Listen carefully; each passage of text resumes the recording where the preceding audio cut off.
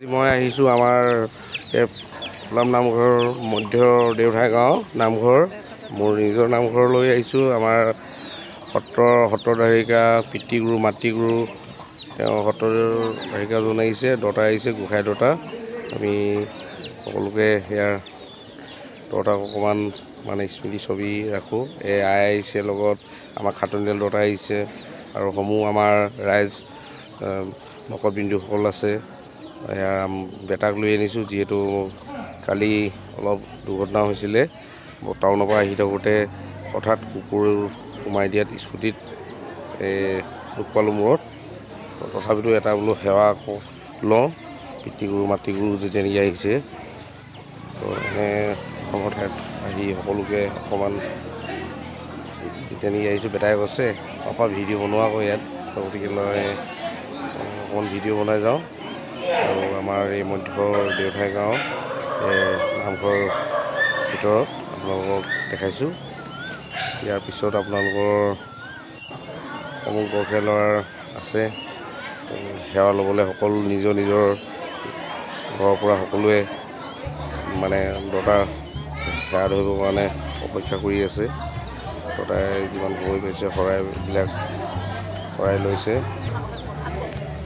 এটা সেৱা ধৰাটো আমাৰ সকলোকে শিকাই গৈছে। পিতৃগুৰু মাতৃগুৰু আমি ঈশ্বৰৰ বুলি আমি হোৱাটো ভাল। আমাৰ মাকো ইয়াত মাৰ ওচৰত বেটাক বহাই দিছোঁ। নামঘৰৰ পৰা আমি বেটাকমান গ'লোঁ। নামঘৰ আমাৰ যি সত্ৰ আমাৰ বেটাক বহাইছোঁ। মাতৃগুৰু আমাৰ নামঘৰলৈ আহিছে। গাঁৱলৈ আমি সকলোৱে আজি যিহেতু সেৱা কৰিব গ'লোঁ। আৰু এয়া মূৰত দেখিছে পাগুৰি নহয়, কালি মই হঠাৎ টাউনৰ পৰা আহোঁতে স্কুটি লৈ আহি আছিলোঁ। আহি থাকোঁতে ইয়াৰ যি আমাৰ টাৰ্ণিঙৰ ওচৰতে কুকুৰ এটা আহি দিলে আগলৈ। আগত আহি থাকোঁতে ইয়াত মানে দুখ পালোঁ। ইয়াৰ বেটী আমাৰ এয়া বেটীক লৈ আছোঁ। বেটী ইয়াত বহিছে মোৰ ওচৰত। ইয়াত ইয়াত ককাই কষ্টত দিগদাৰ কৰিব গৈছে। এতিয়া দাদাৰ ওচৰত দিগদাৰ কৰিব গৈছে। ল'বা লাহে লাহে আমাৰ মইনাও এখোজ দুখোজকৈ খোজকাঢ়িছে। এয়া দেখিছানো বেটী। তাৰপিছত বাকী আৰু নামঘৰত আমি সেৱা কৰি বাকী বহু ৰাইজ সেৱা লৈ আছে। দতাৰ পৰা আশীৰ্বাদ লৈ আছে। তো তেনেধৰণে আমি যদিও দুখ পাইছিলোঁ, সেৱা কৰিবলৈ ভগৱানৰ ঈশ্বৰে সঁচাকৈ শক্তি দিলে। শক্তি দিয়াত পিতৃগুৰু মাতৃগুৰুক সেৱা কৰি থৈ আহিলোঁ। সেৱা জনাই যেনে আমাৰ বেটী আছে।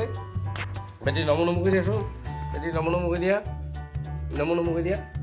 নমো এনেকৈ নমো এনেকৈ নমো কৰি দিয়া। এইফালে কৰি দিয়া আকৌ এনেকৈ নমো আমাৰ বেটী। এইফালে চোৱা, এইফালে দাদাক কৈ দিয়া নমো। দাদাক নমো দেখাই দিয়া। দাদা নমো মই ভিডিঅ' বনাম কৈ দিয়া।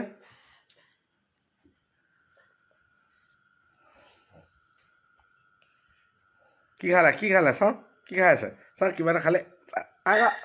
এই কিবা খাই